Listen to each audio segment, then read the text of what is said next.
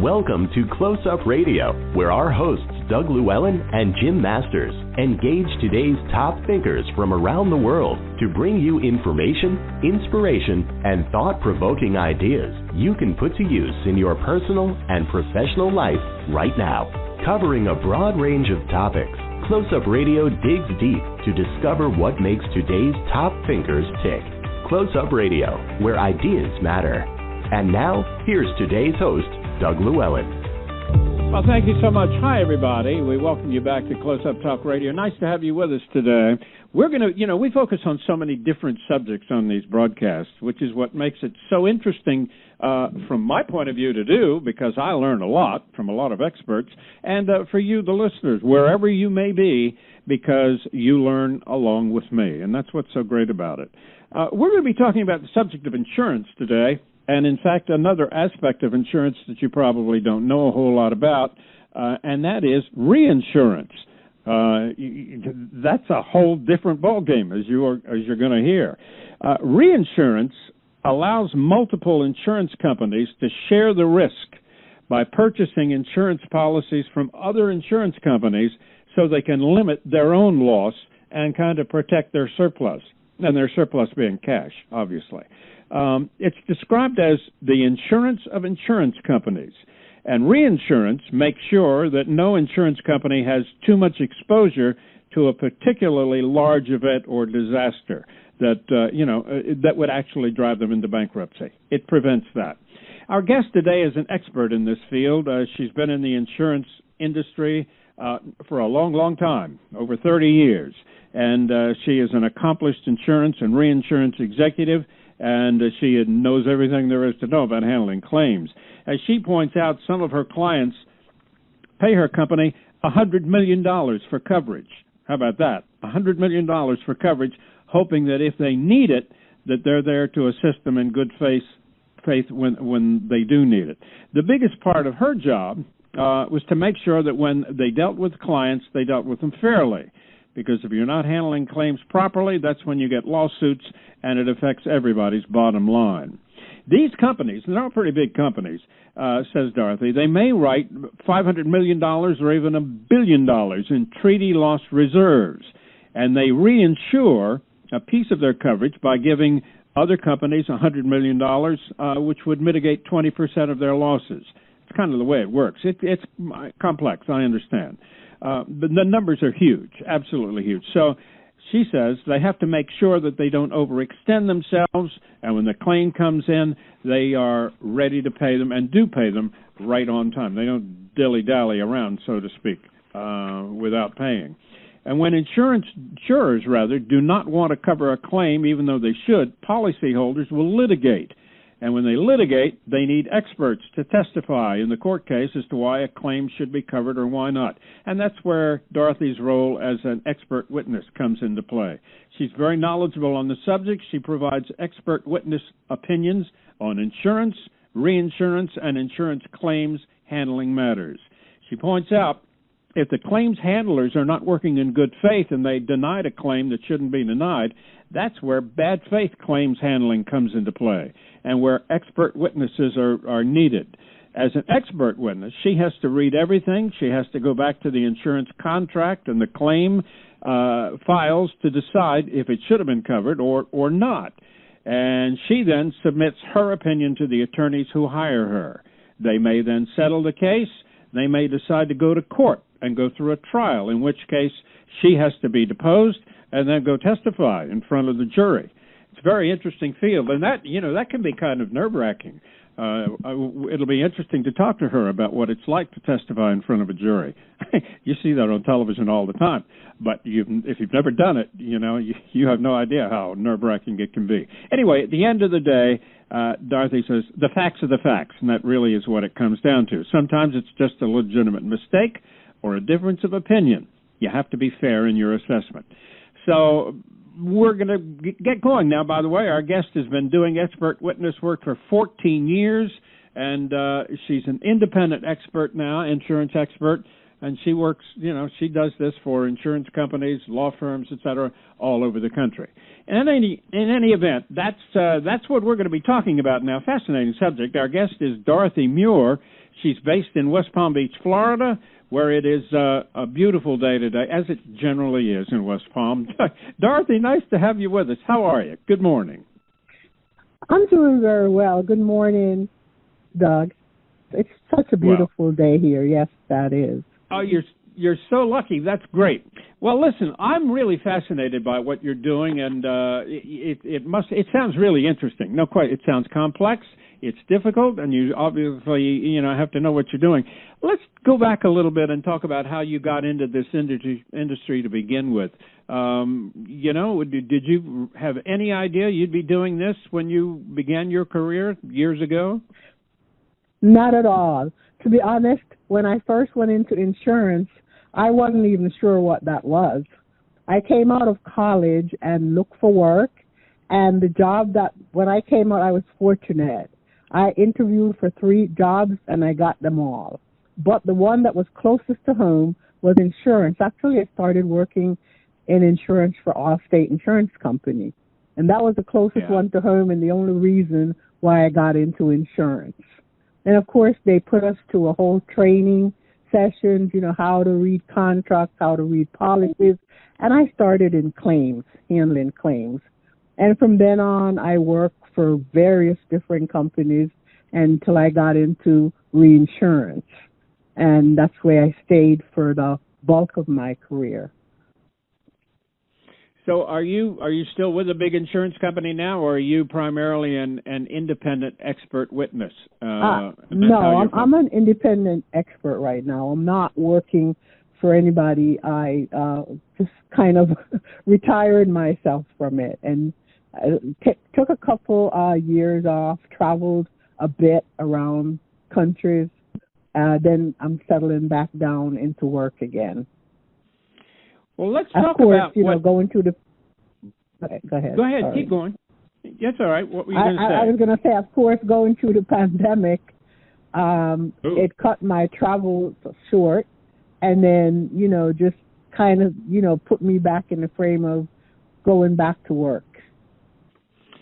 Well, welcome back. We'll put it that way. Let's talk a little bit about. I think most everybody understands insurance. And what it is. You have to buy insurance for your car, you buy insurance for your home, you buy life insurance, et cetera, et cetera. That's pretty basic. Explain to the layman, maybe I have already done it sufficiently, but what's your description of reinsurance? How do you simply explain it in your term? And you're the expert on it. Explain it.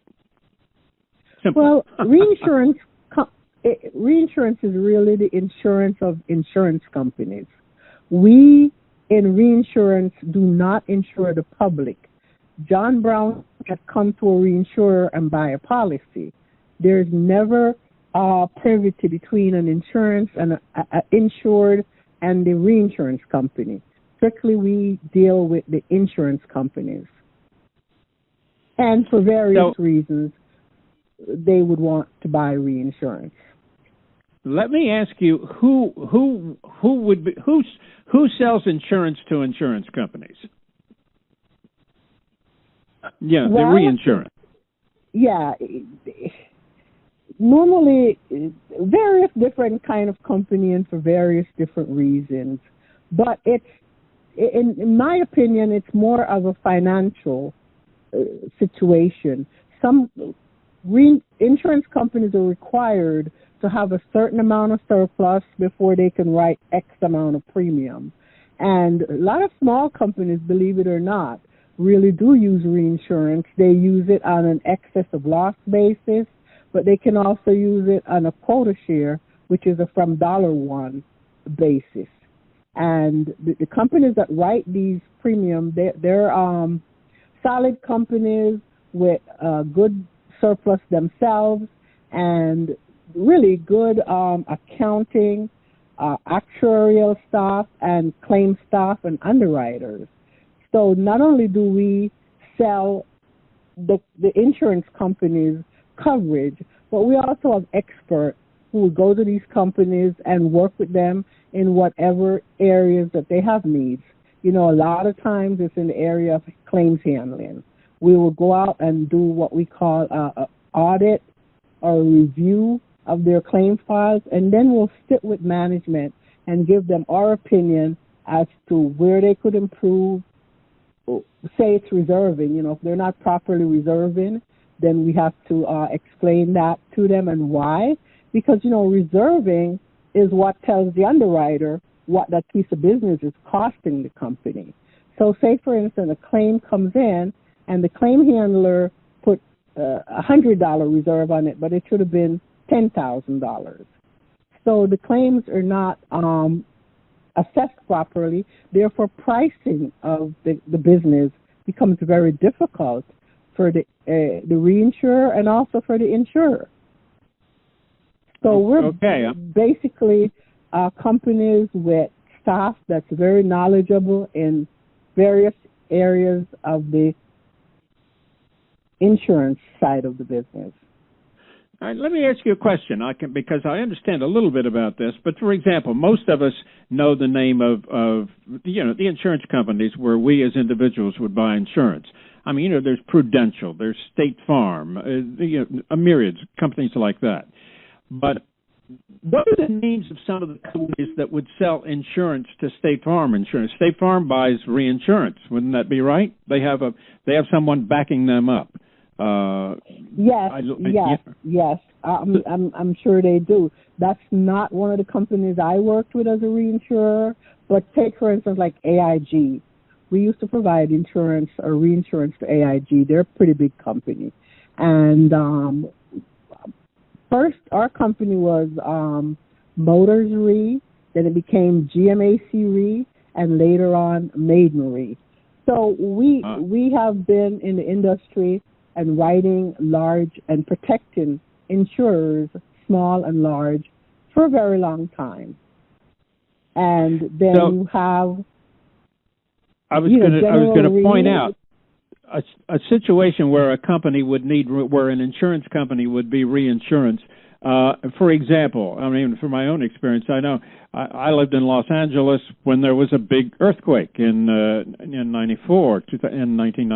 It was huge, and there were hundreds of millions of dollars of claims for a company like State Farm, but they had to back them up. They went to their reinsurer. I don't know if they did or not, if they had to, but if they did, they would have gone to their reinsurer to give them money to back up the claims that were coming into them, because it was a big natural disaster. And the same thing happens with like the fires in California, where 1,000 homes get burnt down in a fire. The insurance company covering those homes needs backup in case it gets too disastrous for them, right? Financially disastrous. Wouldn't that be right? Yes, and that's what we call catastrophe reinsurance. Exactly. Most companies would have that. Like in Florida, for instance, there are the hurricanes. And one year they had 4 of them right in the same season. So when you have catastrophes, you must have reinsurance to help you to cover those losses, or else you would just go out of business. And going out of business is bad for the insured. It's bad for the state. It's bad for everyone. So reinsurance offer that protection by taking a piece of the risk, either on a excess of loss basis, which the company would retain a certain amount. Say in a catastrophe, they would retain a per claim amount of, say, $50,000. And everything over that would be reinsured. And the reinsurer would sometime advance them the funds to cover, if they're smaller companies, would advance them the funds to cover those losses, because a lot of times they don't have the cash on hand to pay out the claims immediately. So we would go and assess what this particular catastrophe would bring, how much, what would the lost dollars be, and based on what we provide coverage for, we would sometimes pay that money ahead of when the claims are presented and adjusted. Wow. And the insurance companies, like State Farm and Prudential and others, they pay huge sums of money for reinsurance, don't they? I mean, absolutely. It's expensive. Yeah. I mean, you're talking about some insurance companies paid you, the firm you were with, $100 million for reinsurance. That's a pretty hefty tab. That's a lot. Well, that doesn't even have to be a large company. It could be, say you have an automobile writer in any one of these jurisdictions, and they're writing $300 million in automobile coverage. But their surplus doesn't allow them to write that large amount. So in order to protect and secure their surplus, they would write reinsurance. And what they would do, how they would pay like $100 million is, as they're taking in the premium, say that the reinsurer is covering 30% of their business, they would be handing off 30% of the premium to you on a quarterly basis. Yes. Oh, okay. That makes sense. Let's talk a little bit about your role as an expert witness. How does that come into play, and how did you get into doing this? Talk a little bit about that. It comes into play because, believe it or not, contracts are supposed to be straightforward. But 10 lawyers can read that contract and see it saying 10 different things. And a lot of times it's not, it's not what everybody think it is. It's a contract. It should be in black and white. This is covered. No, because things happen that doesn't sometimes 100% fit in the contract. Say the normal homeowner policy, and you say, we'll cover motorized vehicles, but not vehicles that travel on the highway or something like that. But they buy one of those snowmobiles, and somebody gets killed or hurt on it, and sometimes it's a friend of the homeowner's children, and they're all together, and somebody gets really seriously hurt. And sometimes, believe me, fatality claims from the coverage standpoint are cheaper than if somebody becomes a quadriplegic. And then it's a lifetime amount of payment and whatever medical equipment they may need, and just, it gets very complicated. So, I mean, it's not... the contract is never really cut and dry, because then you're saying, okay, do we really cover this third party that was riding the snowmobile? The snowmobile may say it's only, appropriate for one person to ride it. But then the insured child might take on two friends on it. So now you have three people on there.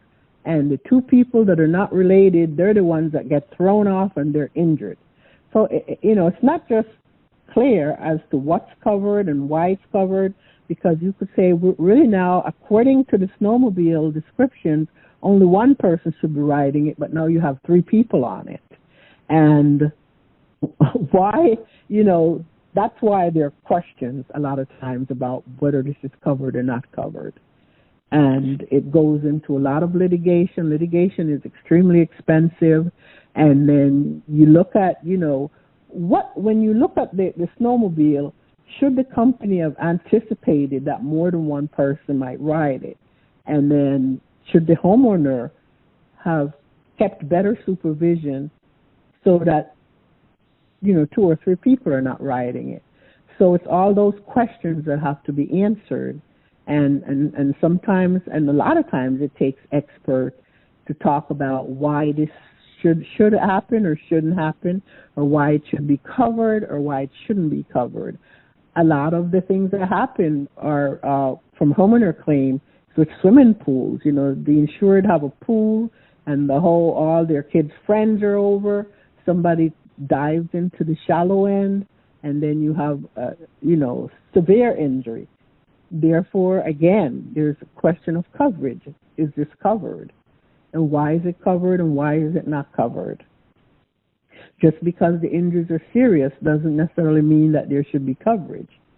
So these are the questions that are coming up, and these are the questions that expert witnesses would testify to and give their opinion. That's a very interesting question you just brought up.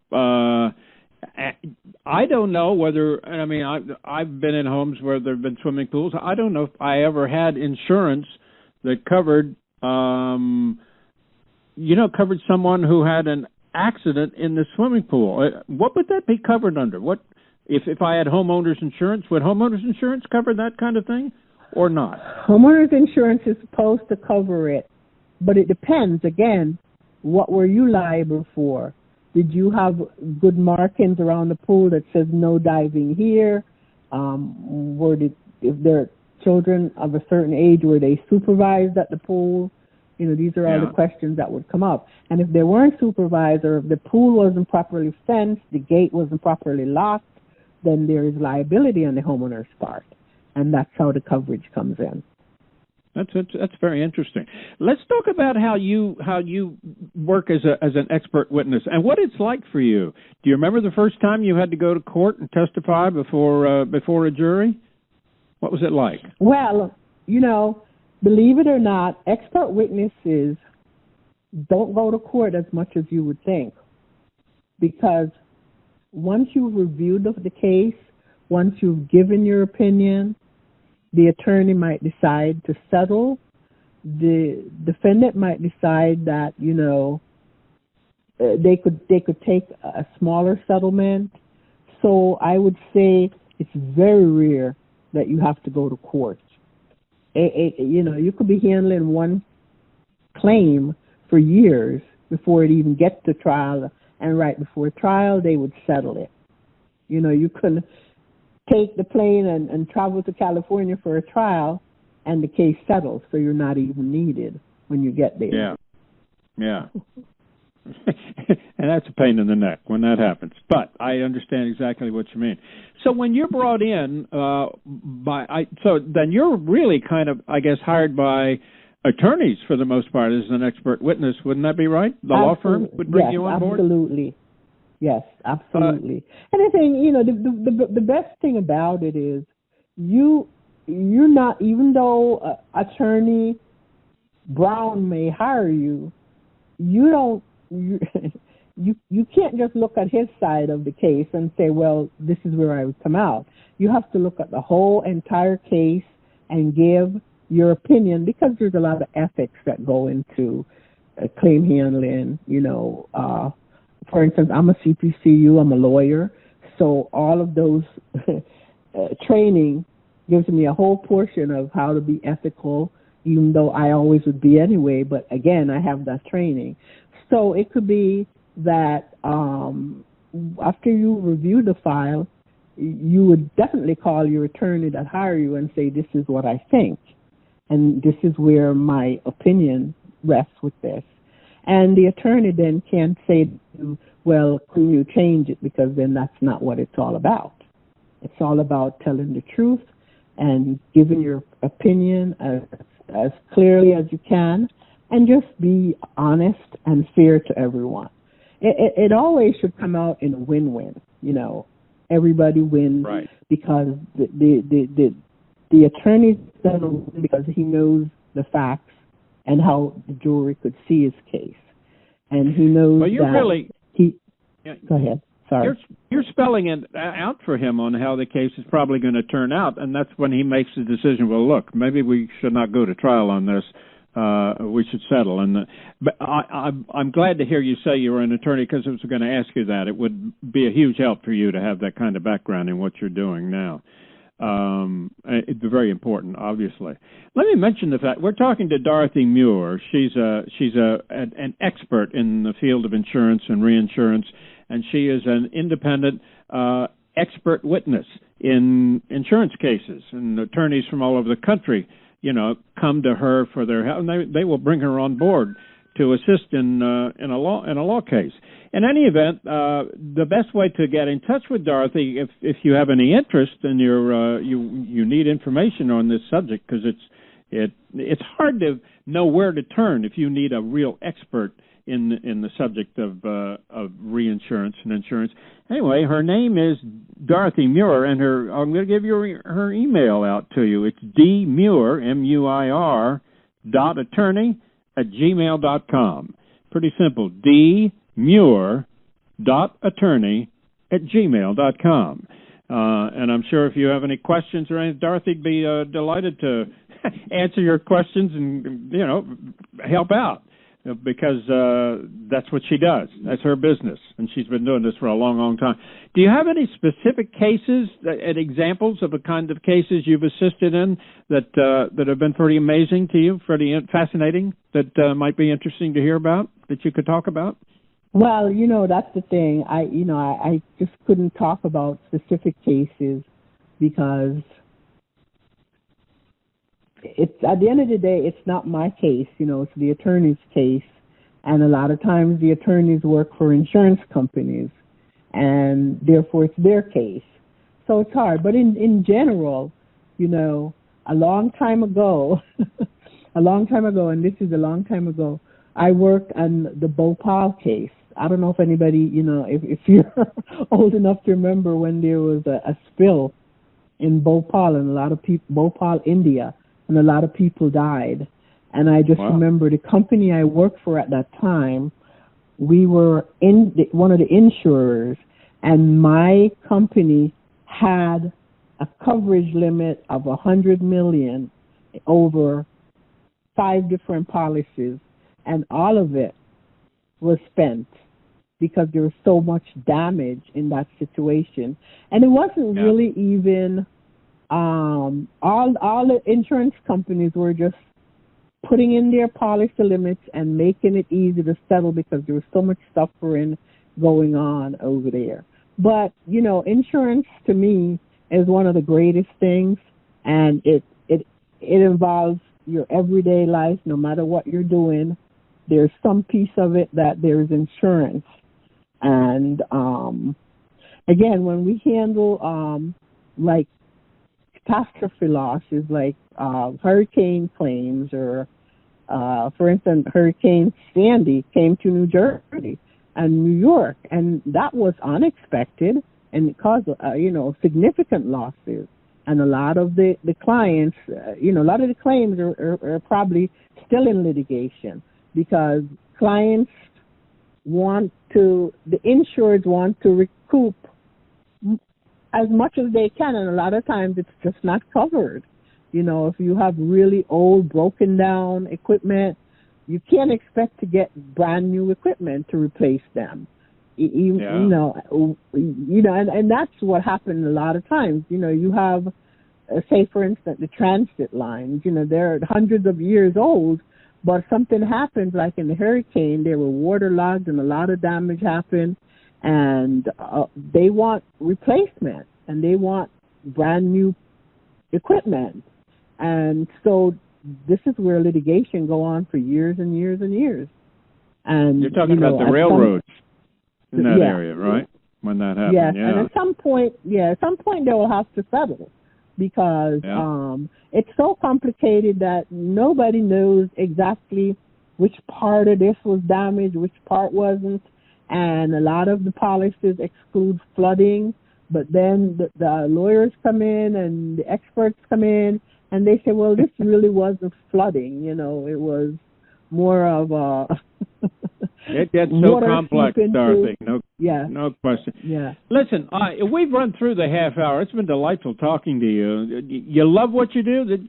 I gather this has been something you really do enjoy this. You love it. I've done claims most of my adult life, and insurance and reinsurance, and I love my work. And the only thing I could say is, and what I would say to young claims handlers today, just be fair to your employer, which is the insurance company, and be fair to the insured, your clients. Because when you're fair, then you're looking at a contract, and you're looking to find coverage, because that's why people buy insurance. They want it to be covered. And the only time it should be denied if there's no way within those corners of the contract that you could cover this particular loss. Yeah. Well, Dorothy, that's fascinating. It's been great having you as a guest. I really do appreciate it. We thank you so much for being with us today. Again, if you're interested, you can get in touch with Dorothy by going to her email address. It's dmuir, M-U-I-R, .attorney@gmail.com. Dorothy, we thank you. You've been a wonderful guest. Thank you for your information. Have a wonderful day. That's it for this edition, everybody. I'm Doug Llewellyn. We'll see you next time. Till then, take care. Bye for now.